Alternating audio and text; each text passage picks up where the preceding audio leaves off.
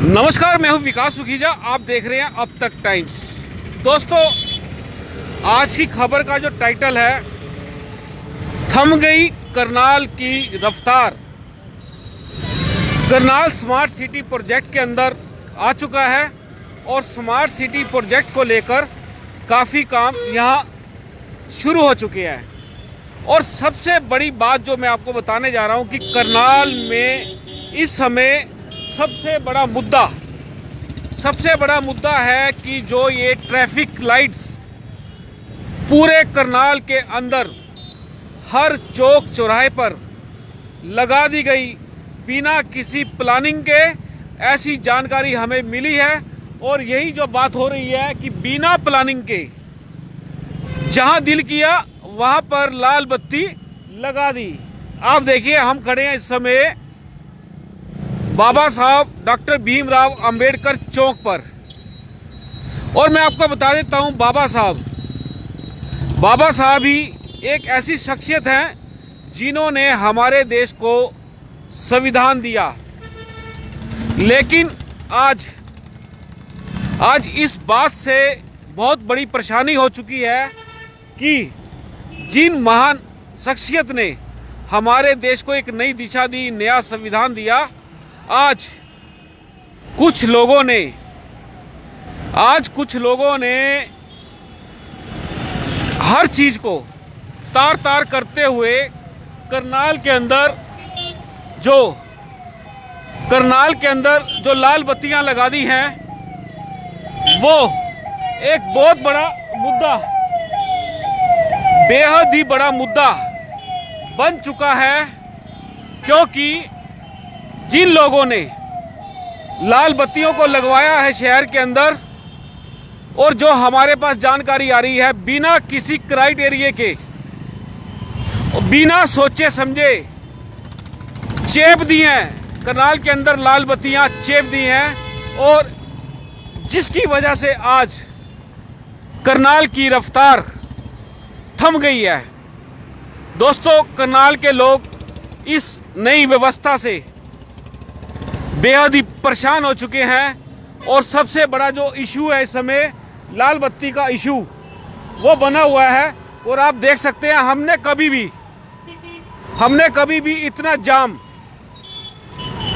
यहाँ कभी इतना जाम नहीं देखा। और जब से लाल बत्तियां यहाँ लगी हैं, उसके बाद व्यवस्था जो है चाक चौकम होने की बजाय जाम की ओर अग्रसर हो चुकी है। आप दिखाते हैं हम आपको, ये पूरे करनाल स्मार्ट सिटी की जो रफ्तार है वो थम सी गई है। और दावा किया जाता है कि जो करनाल का विकास, हरियाणा का जो विकास हो रहा है, उसकी रफ्तार सुपर फास्ट है। लेकिन दोस्तों, जो ये मैं आज आपको करनाल की जो ये बीमारी है, परेशानी है, जो ये समस्या है, ये मैं आपको समस्या बाबा साहब के चरणों में खड़े होकर दिखा रहा हूँ मैं आपको। और ये वाकई में बहुत बड़ी बात है। हम चाहेंगे इस खबर को आप अधिक से अधिक लाइक और शेयर करें और नीचे कमेंट्स दें कि करनाल के अंदर जो लाल बत्ती प्रोजेक्ट लगाया गया है, उसका करनाल के लोगों को कितना फ़ायदा हो रहा है या कितना नुकसान हो रहा है, इसकी जानकारी आप हमें कमेंट्स बॉक्स में दे सकते हैं। हालत बड़ी ही गंभीर है और हम इस विषय को उठाने के लिए सबसे पहले मैं आपको एक बार जाम दिखा देता हूं। मैं अपने साथी को कहूँगा वो आपको जाम दिखा देगा। बाबा साहब के चरणों में खड़े होके पूरे चौक का आपको हम एक बार दृश्य दिखा देते हैं, उधर दिखा देते हैं कि लाइटें जो है, लाइटों का जो क्राइटेरिया क्या है और इसका क्या लाभ मिलेगा और इसका फ़ायदा क्या होगा। ये विषय बड़ा बेहद ही गंभीर है। आप देख सकते हैं कि जहां हम खड़े हैं, वहां से लाल बत्ती होने का सिग्नल होने के बाद लंबी लाइन लग जाती है। और कभी जब इमरजेंसी सुविधा की बात होती है, एम्बुलेंस को आना जाना होता है किसी पेशेंट को लेकर, उसके लिए कोई रास्ता नहीं मिल पाता। और जो ये दृश्य मैं आपको दिखा रहा हूँ, आप देख सकते हैं कि एम्बुलेंस आ रही है वो भी इस जाम के अंदर फंसी हुई है, आ रही है। लेकिन जो ये जाम है, आपको हमारे कैमरे के अंदर दिख रहा होगा कि एक लाइटें आगे भी लगी हुई हैं महात्मा गांधी चौक पर। राष्ट्रपिता महात्मा गांधी चौक पर भी लाइटें लगा दी हैं। लेकिन सबसे बड़ी बात है कि लाइटें लगाने के बाद जो रास्ता बंद किया गया था उसको खोला नहीं गया है। और ये बड़ी बात जो है चौंकाने वाली है। मामला बड़ा ही गंभीर है और विषय है रेड लाइटों का, ये भी बड़ा ही गंभीर है। हालत करनाल की, जो करनाल का दर्द है उसको कोई समझने के लिए तैयार नहीं है। हमारे साथ जुड़ेंगे आज करनाल के आरटीआई एक्सपर्ट राजेश शर्मा जी को हमने उन्हें यहाँ मौके पर अब तक टाइम्स की इस मुहिम के अंदर शामिल किया है। उनसे हम जानना चाहेंगे कि करनाल का जो स्मार्ट सिटी प्रोजेक्ट है वो करनाल के लोगों के लिए जी का जंजाल क्यों बनता जा रहा है। कई सवाल हैं, हम राजेश शर्मा जी से करेंगे। सबसे पहले मैं राजेश शर्मा जी आपका जाम के अंदर स्वागत करता हूं। जी बहुत धन्यवाद, और मैं आपके सभी दर्शकों को नमस्कार करना चाहूँगा। जी राजेश जी, आप आरटीआई के माध्यम से करनाल स्मार्ट सिटी की समस्याओं को आप जानकारियां लेकर उठाते हैं, और उसके अलावा जो जो आपके संज्ञान में परेशानियां जानकारियां आती हैं आप उसको भी सोशल मीडिया में उठाते हैं, अधिकारियों के संज्ञान में लाते हैं, और उसके बाद अधिकतर समस्याओं का समाधान भी होता है।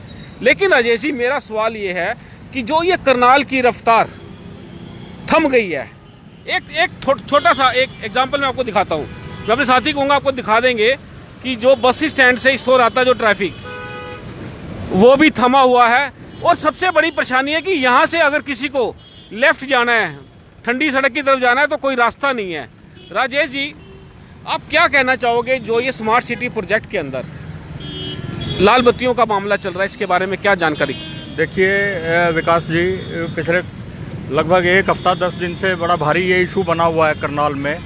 मैं आपको जानकारी देना चाहूँगा कि ICCC एक स्मार्ट सिटी का बहुत ही बड़ा प्रोजेक्ट है, और इसको आप शहर की लाइफलाइन भी कह सकते हैं, जिसका कि मेन हेड ऑफिस जो है वो सेक्टर 12 में म्युनिसिपल कॉरपोरेशन की बिल्डिंग के ऊपर स्थापित किया जा रहा है। उसी के तहत ये पूरे शहर में बत्तियां लगाई गई हैं, स्मार्ट कैमराज लगाए जाएंगे, जिससे कि बहुत सारी जानकारियां ऑटोमेटिकली तौर पे वहां पे अपडेट हो जाएंगी। लेकिन मेरा ये मानना है कि ये जो लाइटें शहर में लगाई हैं, कुछ समय पहले एक अखबार के माध्यम से भी ये जानकारी मिली थी कि इनको लगाने से पहले कोई सर्वे ही नहीं किया गया, और जब हम धरातल पे उतर के देखते हैं तो ये बात बिल्कुल सत्य प्रतीत होती है कि इन लाइटों को लगाने के लिए जिस कंपनी ने, जो कि प्रोफेशनल कंपनीज होती हैं, आप और हम तो साधारण आदमी हैं, वो प्रोफेशनल कंपनीज होती हैं। जी मैं एक बात बता देता हूँ आपको, ना तो आप साधारण हैं और ना हम साधारण हैं। आप पेशे से अधिवक्ता हैं और मैं पेशे से अधिवक्ता भी हूँ और जर्नलिस्ट भी हूँ। और जो ये दर्द है, यदि हम लोग सरकार के सामने, उन लोगों के सामने लेके आएंगे, तभी ये दर्द का कोई इलाज हो पाएगा। तो आप बताएं, जो ये प्रोजेक्ट की आप बात कर रहे थे उसके विस्तार से। ICCC के जो अधिकारियों ने ये अपना प्रोजेक्ट ये किया है, मुझे नहीं लगता कि धरातल पे उन्होंने कोई बहुत ज़्यादा सर्वे करके लिया है। आपके सामने ये सारी बत्तियों का हाल देख ले, आप ये जिस चौक पे खड़े हैं इसी का हाल देख ले कि कहीं भी आपने स्मार्ट सिटी आप बनाने जा रहे हैं, बत्तियाँ आपने लगा दी, कहीं भी जेब्रा क्रॉसिंग नहीं है। इसके चारों तरफ आप घुमा के देख लें कैमरा, कहीं जेब्रा क्रॉसिंग नहीं है, पैदल आदमी कहाँ से निकलेगा।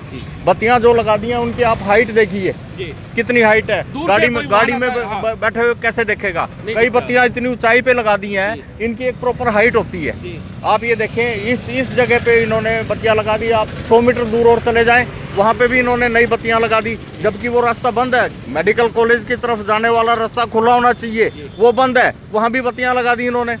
यहाँ भी जहाँ हम खड़े हैं ये रास्ता बंद दिखाई दे रहा है, यहाँ पे बत्तियां लगा दी। सामने का ट्रैफिक जब सीधा जाना ही नहीं है, उधर ही मुड़ेगा, तो इन बत्तियों का या इनको बंद करने का क्या उचित है। साथ में आपने स्लिप वे भी बना दिया वहाँ पे। ये जो राजेश जी, जो ये स्लिप वे बनाया है, मुझे नहीं लगता इसका कोई क्राइटेरिया होगा। क्राइटेरिया- ये सरासर ही गलत बना हुआ है। डेफिनेटली बिल्कुल ठीक बात है आपकी। जब तक बत्तियां नहीं थी तो उसका कोई ना कोई औचित्य प्रतीत होता था कि कुछ ना कुछ गाड़ियां उधर से आके उधर टर्न हो जाएंगी, यहाँ 90 एंगल पे नहीं मुड़ना पड़ेगा। लेकिन जब आपने ये सामने से बंद रखना है तो फिर उस स्लिप वे की क्या औचित्य है। इसी प्रकार से मैं ये कहना चाहूँगा अपना ICCC और स्मार्ट सिटी के अधिकारियों से कि जो भी पैसा आप खर्च कर रहे हो, जनता के खून पसीने की गाड़ी कमाई है, जरा सोच समझ के खर्च कर रहे हैं, ऐसे उसको मिट्टी में ना मिलाएं। तो राजेश जी, जो ये प्रोजेक्ट यहाँ पर एकदम से लेकर आ गए, आपको क्या लगता है ये कितने का प्रोजेक्ट होगा?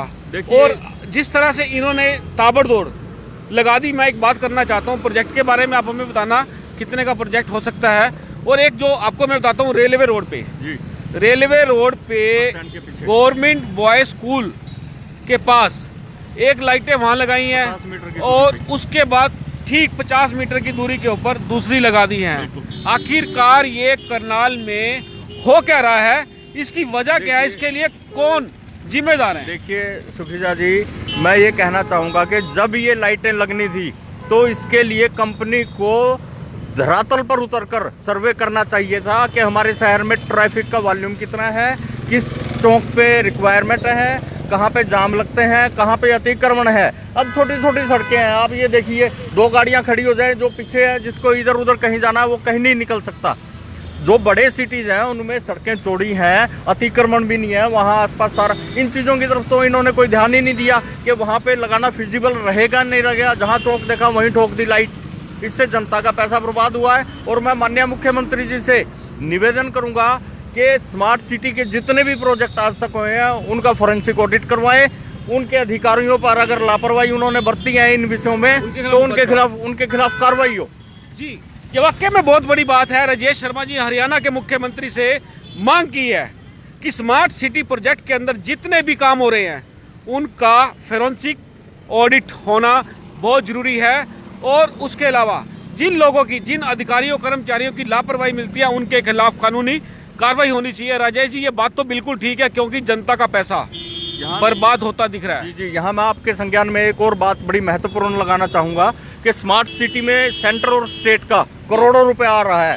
देश भर में सैकड़ों स्मार्ट सिटी हैं, वो सभी स्मार्ट सिटी RTI की जद में आते हैं। आप कहीं से भी इंफॉर्मेशन ले लो। करनाल स्मार्ट सिटी से भी हमने RTI के तहत इंफॉर्मेशन ली हुई है। लेकिन अब जब पीछे नेकी की दीवार का मामला उठा था तो हमने RTI लगाई थी, उसके बाद भी 2-3 RTI लगाई, लेकिन यहाँ साहब कहते हैं कि हम तो RTI के दायरे में नहीं आते। अरे भाई, जनता का पैसा है, सरकार आपको दे रही है, कंपनी को अपने घर से थोड़ा ना लगा रही है।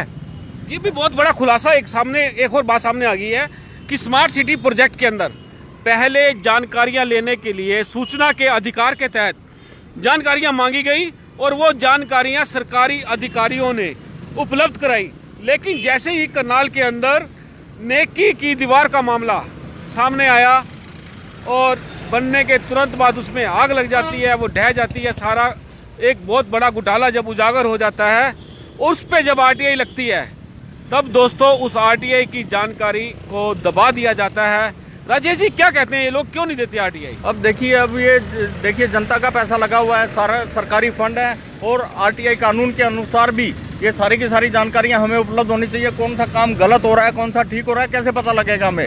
या तो किसी की घर की प्राइवेट कंपनी हो, वो जानकारी ना दे, वो RTI के दायरे में भी नहीं आती। जब सरकार का पैसा लग रहा है तो ये लोग कैसे मना कर सकते हैं? हम कैसे पता लगाएंगे कि इस पे कितने करोड़ रुपया खर्च कर दिया आपने? स्मार्ट सिटी का जो 250-300 या 1200 करोड़ रुपया आना है, इलेक्ट्रिसिटी पे कितना, कैमरों पे कितना खर्च करेंगे, नेकी की दीवार पे कितना, इन चीज़ों की पड़ताल कैसे होगी जब वो RTI के दायरे में अपने आपको उससे बाहर बता रहे हैं? तो राजेश जी, हम बात करें लाइटों की, जो ये लाइटें लगा दी यहाँ पर, ट्रैफिक लाइटें, मैंने कल SP करनाल से बात की, गंगाराम पुनिया जी से, उनसे मैंने खुद इस समस्या को बड़ी गंभीरता से रखा और हमने उनसे बात की तो SP साहब ने कहा कि उनकी संज्ञान में ये विषय आया है कि जहाँ पर लाइटों की ज़रूरत नहीं थी वहाँ लगा दी गई है, लेकिन उसके बावजूद भी उनको ट्रेस आउट किया जा रहा है, उनका टाइमिंग नोट किया जा रहा है, वहाँ पर जो ट्रैफिक का वॉल्यूम्स है उसको भी कैचअप किया जा रहा है, उसको देखा जा रहा है, चेकआउट किया जा रहा है।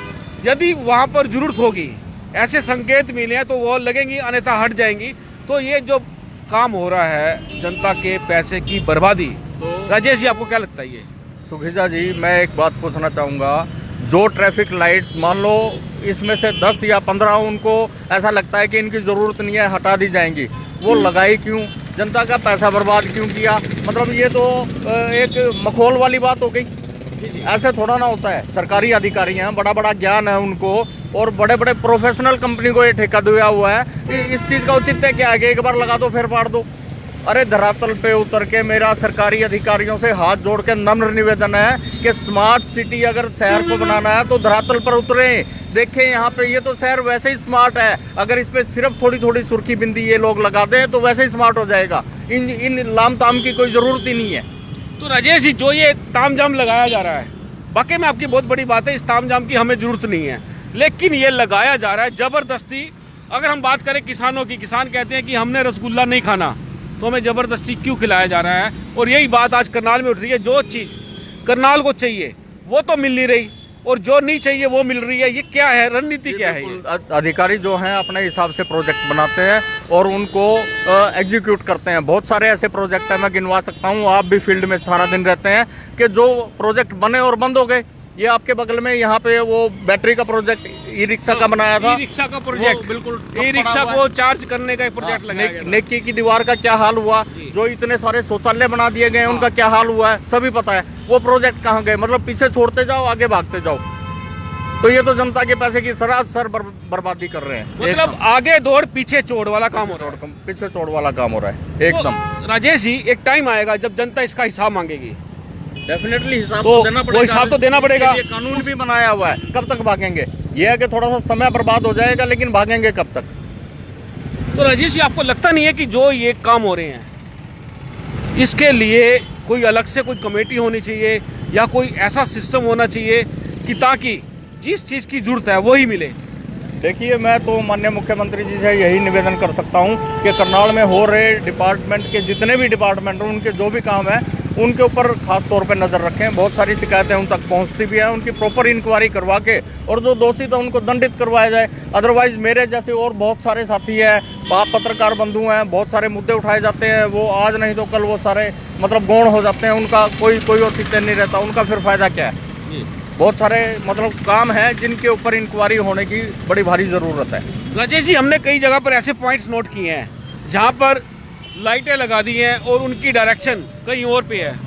ये आखिर हो क्या रहा है? ये सारा का सारा चक्कर क्या है ये? सर, मैंने आपको पहले ही निवेदन किया है कि जो बड़े अधिकारी हैं उनसे मेरी हाथ जोड़ के निवेदन है, जब तक वो धरातल पर उतर के शहर का जायजा नहीं लेंगे, पहले वाले अधिकारी, काफ़ी पहले वाले अधिकारी लिया करते थे, जब तक वो धरातल पर उतरकर इधर उधर घूमेंगे नहीं, देखेंगे नहीं, तो कुछ समाधान होने वाला नहीं। चाहे 5,000 करोड़ रुपए आप इस शहर के ऊपर लगा दो, धरातल में आपका हम चीख चीख के मर गए, शहर में कितना अतिक्रमण है, हटाया किसी ने आज तक? नहीं, पिछले 10-15 साल से चीख रहे हैं। और बहुत सारे ऐसे ऐसे मुद्दे हैं, आप वो छोड़ दो, मैं तो कह रहा हूँ सुर्खी बिंदी लगा दो, उसी से ठीक हो जाएगा शहर।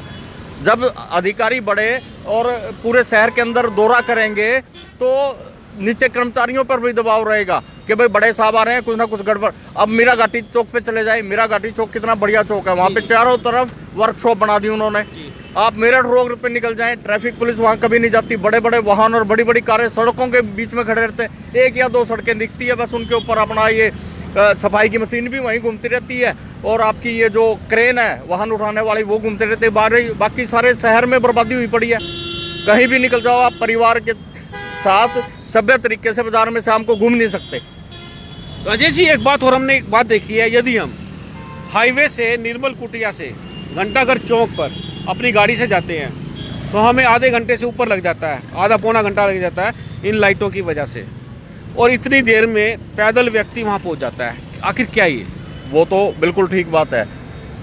जीटी रोड से अगर हम घंटाघर चौक पे आते हैं तो समय बढ़ गया है, पहले से बत्तियां लगने की वजह से समय बढ़ गया है। लेकिन मैं आपको उससे बड़ा विषय बताता हूँ सर, मेडिकल कॉलेज है, 1-1 मिनट जो मरीज होता है उसके लिए इम्पोर्टेंट होता है।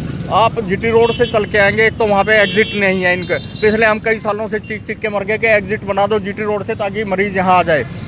वो मरीज़ सीधा अब मेडिकल कॉलेज नहीं पहुँच सकता, रास्ते में 3-4 बत्तियाँ आ गई हैं। बत्तियाँ आने की वजह से हम इतने समझदार नहीं है, इंक्लूडिंग मैं भी, कि सड़क के ऊपर एम्बुलेंस के लिए जगह खाली कर दें या कोई ऐसे ना। इतनी चौड़ी सड़कें हैं, अतिक्रमण ने तो समस्या तो यही है कि सड़कें तो चौड़ी है नहीं, तो एम्बुलेंस को रास्ता कहाँ से मिलेगा? रास्ता कहाँ से मिलेगा?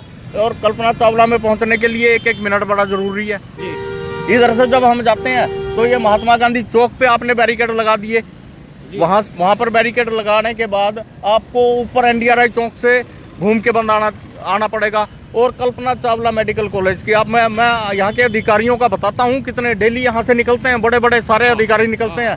कल्पना चावला मेडिकल कॉलेज ने अपना इमरजेंसी गेट जो सीधा इमरजेंसी में जाता है, बंद कर रखा है। पीछे हो हल्ला करके वो खुलवाया था, 2 महीने बाद फिर बंद कर दिया वो। अब CM विंडो लगाई तो उन्होंने मुझे डेट दे दी कि आप आके अपना विषय बताएं। अरे भले मानसो, इमरजेंसी गेट बंद कर रखा है, CM विंडो अगर मैंने लगा दी तो आप उसको खोल दो। उसमें मीटिंग की क्या जरूरत है? ऐसे तो काम करते हैं। ये जी कहते हैं डक्का तोड़ना नहीं, कम मोड़ना नहीं, और यहाँ उल्टा काम हो रहा है। ना डक्का तोड़ना है ना कम करना है, इन लोगों ने कुछ भी करना नहीं है। और जिसकी वजह से आज पूरा शहर परेशान है कि आखिरकार इन जो ये समस्या है इससे निजात कैसे मिलेगी। इससे निजात तो एक ही सूरत में मिल सकती है, जब माननीय मुख्यमंत्री जी की तीखी और पैनी नज़र यहाँ करनाल के कामों पे पड़ेगी, नहीं तो राम भरोसे है सब कुछ।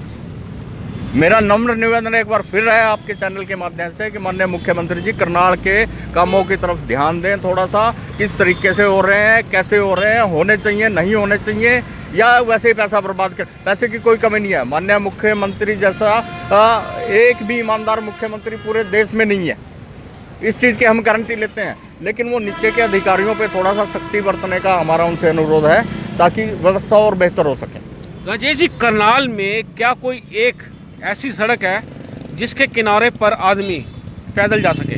जी नहीं, बिल्कुल। मैंने आपको पहले ही बताया है कि कोई भी सभ्य आदमी अपने परिवार के साथ बाजार में घूमने की जरूरत नहीं कर सकता। इतना बुरा हाल है, इतना अतिक्रमण है, इतना चारों तरफ मतलब पार्किंग में रेडियां खड़ी हुई हैं, अव्यवस्थित खड़ी हुई हैं। अभी सेक्टर 12 में 10, 15, 20 रेडियों को बिल्कुल व्यवस्थित तरीके से खड़ा करवाया गया है, कितनी सुंदर लग रही है। आप सारे बाजार में क्यों नहीं व्यवस्था बनाते? क्या नगर निगम कर रहा है? क्या यहाँ के कमिश्नर कर रहे हैं? 15, 20, 25, 30 आ चुके हैं। एक वेंडर्स एक्ट बना हुआ है, उसके तहत आपने क्या कार्रवाई की है? सब मतलब पोचे लगा रहे हैं, सब पोचे लगा रहे हैं। धरातल पे कोई काम नहीं हो रहा है यहाँ पे। तो राजेश जी, जो ये हो रहा है ये दिखता क्यों नहीं सरकार को? चक्कर क्या है? देखिए, ये आज नहीं तो कल देखना ही पड़ेगा।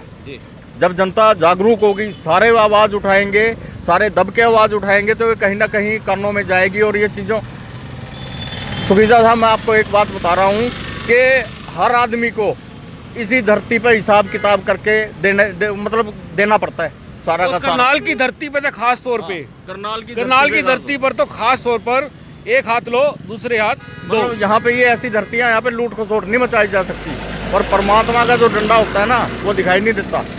इसलिए सभी अधिकारियों से, सभी उनसे जो इतने बड़ी बड़ी लाखों रुपए तनख्वाह लेते हैं, उनसे निवेदन है कि वो बढ़िया तरीके से ईमानदारी से काम करें, अपना स्मार्ट सिटी समझें इसको कि मेरा अपना घर है। सबसे बड़ी बात तो ये है कि अधिकारी आते हैं 2 या 3 साल के लिए, उनको लगता है मैंने क्या लेना है, फिर 2 दिन बाद मेरी ट्रांसफ़र हो जाएगी। अरे अपना शहर समझ के काम करो, तब विकास होगा, तब दिखेगा सब कुछ, अन्यथा नहीं। राजेश जी, हम बात करें सेक्टर 12 चौक की, तो सेक्टर 12 चौक के अंदर बीच में एक पुलिस बूथ रखा हुआ है, वो तो ज़्यादा बड़ा है, और जो लाइटें हैं वो छोटी हैं, और दूर से वो लाइटें दिखाई नहीं देती हैं। ये कमियां हमें दिखती हैं, इनको क्यों नहीं दिखती? नहीं दिखती, मैं वही बता रहा हूँ ना, धरातल पे नहीं उतरते।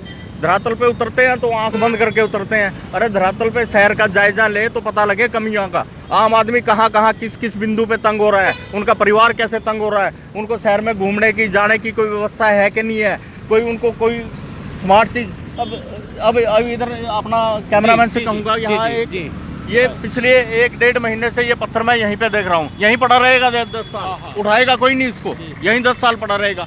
जो जहाँ से जो व्यवस्था है, आइए देखते हैं ये वाली। ये आपको एक व्यवस्था दिखाते हैं। पिछले ये जो स्पॉट है, ये वाला, ये स्पॉट अभी ये तोड़ा गया था, सड़क का काम रिपेयर हो चुका है, लेकिन जो ये कॉर्नर है दोस्तों, ये कॉर्नर सबसे पहले रिपेयर होना चाहिए था, क्योंकि ये दुर्घटना का प्राय बन सकता है, इससे किसी की जान भी जा सकती है। और इसके अलावा आप देख सकते हैं जो ये कट निकाला है, राजेश जी, जो ये कट निकाला है, ये आपको क्या लगता है, ये लीगल है या इनलीगल है? देखिए, कट तो इन्होंने अपना व्यवस्था बनाने के, ठीक व्यवस्था बनाने के लिए ये निकाला था यहाँ पर, लेकिन ये सामने वाला ये रास्ता खोले तभी उस कट का फायदा है जी। यहाँ से तो आपने बंद कर दिया, आदमी वहाँ इंडिया राइड से घूम के, किसी को यहाँ जाना तो घूम के पूरा चक्कर लेके आएगा। आप अभी भी देख रहे हैं कि 2 पहिया वाहन यहाँ पे गलत तरीके से निकल रहे हैं, जबकि है नहीं यहाँ पे। है नहीं। तो जो ये तो राजेश जी ये टी पॉइंट है, हम जहाँ खड़े हैं, वो टी पॉइंट पे जिस तरह से ट्रैफिक लाइटें लगनी चाहिए थी उस तरह से लगी नहीं। ये मैनेज कैसे होगा पूरा सिस्टम? ये तो सिस्टम इनको अच्छे तरीके से स्टडी करके और दोबारा से इनका सारा कोई ना कोई सिस्टम बना के तभी करना पड़ेगा, अन्यथा ये सारा का सारा फेलियर है। तो ये सारा पैसा बर्बाद है इसका मतलब? कहीं ना कहीं मैं यही कहूँगा कि अगर व्यवस्था ठीक नहीं हुई इतना करोड़ों रुपए लगा के, तो उस लगाए गए पैसे का क्या फ़ायदा। तो राजेश जी, करनाल की जनता को आप क्या मैसेज देना चाहोगे कि पिस तो जनता रही है? करनाल की जनता से मेरा हाथ जोड़ के नम्र निवेदन है कि वो जागरूक बने, घर ना बैठें, ये ना सोचें कि पड़ोस में भगत सिंह पैदा होगा। जब तक आप आवाज़ नहीं उठाओगे सरकार के कानों में जाएगी नहीं, अधिकारी कोई काम नहीं करेंगे। जब आप आवाज़ उठाओगे, आप बुलंदी से आवाज़ उठाओगे, तो वो सरकार के कानों तक जाएगी और फिर अधिकारियों पे प्रेशर बनेगा, वो ठीक ढंग से ईमानदारी से काम करेंगे। जी। तो राजेश जी, यदि हम बात करें बस स्टैंड चौक की, वहाँ की हालत भी बहुत ख़राब है। घंटाघर चौक की बात करें, वहाँ की भी हालत ख़राब है। आपको क्या लगता है ये सारा? मैं आपके माध्यम से ये कहना चाहूँगा कि यहाँ पे देखिए 5-6 पुलिस ट्रैफिक बूथ हैं यहाँ पे, ठीक है। आगे चौकी है बस स्टैंड के अंदर, सब्जी मंडी के अंदर भी 5-7 वहाँ पे, और जहाँ जहाँ ये है वहीं वहीं व्यवस्था ख़राब है बिल्कुल। बस स्टैंड की व्यवस्था आप देख लो, शहर में सबसे रद्दी। वहाँ पे दुनिया जहान का इंक्रोचमेंट, दुनिया जहान के इलीगल वाहन सड़कों पे खड़े रहते हैं, कोई हटाने वाला नहीं। ऐसे ही बस स्टैंड हुआ सब्जी मंडी चौकी के पास है, वहाँ पे अतिक्रमण है और सारा सब कुछ है। मतलब धरातल पे कोई काम नहीं। भाई ट्रैफिक पुलिस का क्या काम है कि वो इधर उधर कहीं जाए? उनकी ड्यूटी है कि अतिक्रमण को भी वो हटाएं, वो मेरठ रोड पे भी जाएं, वो मीरा घाटी चौक पे भी जाए, वो सदर बाजार में भी जाए। ऐसे नहीं कि एक जगह बैठ के और वहीं से कर दिया काम सारा का सारा। तो राजेश जी, ये लोग जाते कहाँ पे फिर? इसका मतलब जो शहर थम चुका है तो जाते कहाँ पे हैं? क्यों नहीं इनको ये चीज़ें दिखती? मतलब ये तो उच्च अधिकारियों को देखना चाहिए कि इनकी ड्यूटी लगाए कि हर एरिया में जाके सर्वे करें, हर एरिया में जहाँ कहीं। अब ये देखिए सारा इलीगल यहाँ से कट है, ये आप देख सकते हैं, ये बिल्कुल आप देख सकते हैं, ये इलीगल कट। और पुलिस वाले वहाँ बैठे हुए हैं, होमगार्ड्स के जवान बैठे हुए हैं, लेकिन यहाँ से रास्ता निकाल दिया। या तो खोल दें या इसको बंद कर दें। और सबसे बड़ी बात है, आप देख सकते हैं अधिकतर लोगों ने हेलमेट भी नहीं लगाया हुआ। तो मतलब ये सारी चीजें हैं जहाँ पर प्रशासन की लापरवाही है, वहाँ लोगों की भी लापरवाही हो रही है। राजेश जी, एक मामला जो बस स्टैंड की मैं बात कर रहा था, बस स्टैंड पर 3 व्हीलर्स का, ई रिक्शा का बहुत बड़ा टेरर रहता है और काफ़ी रेडियाँ लगी रहती हैं, जाम की स्थिति बनी रहती है, वहाँ से निकलना ही बड़ा मुश्किल है। देखिए, मैं मतलब कड़वी बात लगेगी थोड़ी सी प्रशासन को, 2 पहियों वाहन का तो दब के चलान होता है जी, लेकिन जब कभी 3 व्हीलर का या ऑटो रिक्शा का चलान करने पे प्रशासन उतरता है तो वो लोग यूनियनबाजी में घुस जाते हैं। वो प्रशासन को अपना काम नहीं करना देते। प्रशासन को सख्ती से निपटना चाहिए जी। जितना जाम या जितनी अव्यवस्था मान लो 2 पहिया वाहन फैलाते हैं, उनसे कई गुना ज़्यादा तो वो लोग फैला देते हैं। राजेश जी, जो ये कट की बात कर रहे हैं हम, ये बैरिकेड्स यहाँ से हटा दिया है, लोग अपनी जान पर खेल के यहाँ से टर्न ले रहे हैं ऊपर की बजाय अपना टाइम बचाने के लिए, और यहाँ से कुछ लोग यहाँ से घुसे जा रहे हैं। बिल्कुल। तो मतलब कहीं ना कहीं लोग भी अवेयर नहीं है। देखिए, लोगों को तो थोड़ा सा बहाना मिलना चाहिए, वहीं पर रिलैक्स हो जाते हैं वो। कई बार प्रशासन को बहुत ज़्यादा सख्ती करनी चाहिए और हर गलत काम पे मैं तो कहता हूँ कि सख्ती करनी चाहिए। तभी मान लो जहाँ कोई एक आदमी गलत काम शुरू करता है उसको वहीं रोक दो ताकि आगे वाले ना उनको कर सके। कुंजपुरा रोड से बहुत सारी गलियाँ उधर सेक्टर्स की तरफ निकलती हैं, वहाँ पे सड़क के इस तरफ भी वाहन खड़ा कर देते हैं, इस तरफ भी वाहन खड़ा कर देते हैं, बीच में जाम लगा रहता है। दुकानदारों ने दब के बोर्ड सड़कों पे रखा हुआ है, ना नगर निगम को दिखता ना और प्रशासन को दिखता। अरे तुम्हारी जिम्मेवारी है, लाखों रुपया तनख्वाह लेते हो, थोड़ा सा ईमानदारी से अपनी ड्यूटी भी निभानी होती है, खाली कुर्सियों पे बैठ के काम नहीं करना होता। तो ये लोग फील्ड में तो जाते ही नहीं है, फील्ड में जाएं तो आंखें बंद कर लेते हैं, आंखें बंद करके जो आपको और हमें जो हमें दिख सकता है इनको भी दिखता है, लेकिन इनको लगता है क्यों फालतू के पंगे लेना वैसे, जबकि इनकी ड्यूटी है। और जब कोई आदमी अपनी ड्यूटी के अनुसार काम ना करे तो उसका क्या मतलब होता है। तो राजेश जी, जो करनाल की रफ्तार थम चुकी है, वापस कैसे आएगी? वापस तो तभी आएगी जब ये थोड़ा सा स्मार्ट सिटी या पुलिस विभाग थोड़ा सा सचेत होके, भाई कहाँ पे इनकी रिक्वायरमेंट थी लाइट्स की नहीं थी, अगर ये उस कंपनी का जिसने ये काम किया है उसकी कहीं लापरवाही हुई है तो उसको दंडित करें। ICCC प्रोजेक्ट पहले ही बहुत लेट हो चुका है। मुझे नहीं लगता कि लेट होने की वजह से उनके ऊपर कोई जुर्माना प्रशासन ने लगाया होगा। राजेश जी, जो ये ICCC प्रोजेक्ट है, हम चाहेंगे आप एक बार इसको डिफाइन करके बताएं भी ये है क्या? ICCC प्रोजेक्ट ये है जिसके तहत ये सारे शहर को स्मार्ट बनाना था, और उसका एक जो मेन हेड ऑफिस था वो म्युनिसिपल कॉरपोरेशन के ऑफिस ऊपर स्थापित किया है, जहाँ से आप पूरे शहर के ऊपर नज़र रख सकते हैं। लाल बत्तियाँ सारी की सारी वहाँ से, जो इलेक्ट्रिसिटी जो LED लगनी है कोई ख़राब होगी तो वहाँ उसकी सूचना पहुँच जाएगी, जो कैमराज स्मार्ट कैमराज लगने हैं उसकी सूचना वहाँ पे पहुँच जाएगी। मतलब घर बैठे सारे शहर पे नज़र हो सकती है। इतना महत्वपूर्ण प्रोजेक्ट है, लेकिन अगर इसमें कोताही बरतेंगे तो मतलब जनता के पैसे से खिलवाड़ है वो। दोस्तों, ये खबर आपके शहर से यानी करनाल से जुड़ी हुई बेहद ही महत्वपूर्ण खबर है, जिसको अब तक टाइम्स ने आपको दिखाया है। हम चाहेंगे इस खबर के ऊपर आप अपने कमेंट्स, अपने सुझाव क्या होना चाहिए आप दे सकते हैं हमें। और आप देख रहे हैं अब तक टाइम्स। एक छोटा सा आपको मैं दृश्य दिखा देता हूं किस तरह से आप, ये कट है ये वाला, जो किस तरह से यहाँ पर मिसयूज़ हो रहा है, इसको हम दिखाते हैं। मैं अपने साथी को कहूँगा, कृष्ण जी एक बार आप यहाँ से आने जाने वाले को दिखाए। राजेश जी, ये इस कट से जो लोग अभी आपको देखना, यहाँ से कुछ लोग आएंगे अपना टाइम बचाने के शॉर्ट के चक्कर में यहाँ से क्रॉस हो जाएंगे। ये मामला बड़ा ही गंभीर है और इसके लिए आपको अवेयर होना पड़ेगा। आपके जो अधिकार हैं, आपके जो हक हैं, वो आपको लेने के लिए सड़कों पर उतरना पड़ेगा। और ये आप देख सकते हैं, बिल्कुल आपको दिखाते हैं, ये देखिए चल रहा है काम। ये देखिए, बिल्कुल कोई कानून व्यवस्था नहीं, जिसका दिल जहाँ से करता है वो वहाँ से घुसता आ रहा है। और ये जाम जो है, यदि ये व्यवस्था समय रहते ठीक नहीं हुई तो ये व्यवस्था करनाल के लिए बेहद ही गंभीर होने वाली है। आप देख रहे हैं अब तक टाइम्स की ये खास रिपोर्ट। हम चाहेंगे आप इस खबर को अधिक से अधिक लाइक शेयर करें। आप देख रहे हैं अब तक टाइम्स। मैं हूं विकास सुखीजा अपने साथी कृष्ण के साथ। नमस्कार, जय हिंद, जय भारत।